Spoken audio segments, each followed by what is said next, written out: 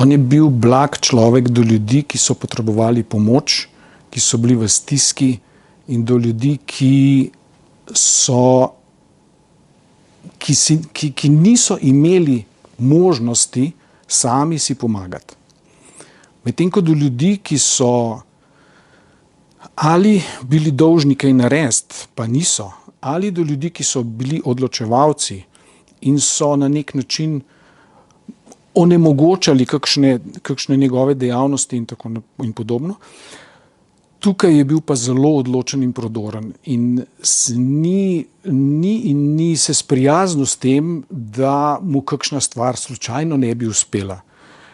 In je bil zelo, zelo vztrajen pri iskanju pravičnosti in pravice za ljudi, ki so potrebovali njegovo pomoč.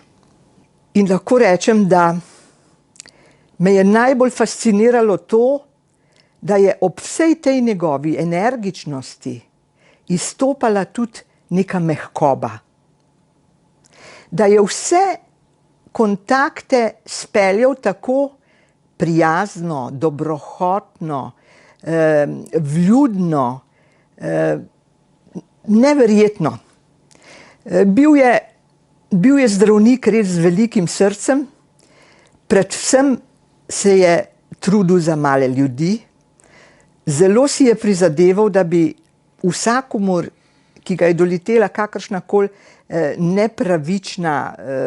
nepravičen dogodek ali diagnoza ali kaj podobnega, se je trudil, da bi to popravil in se je celo s kolegi zaradi tega skregal.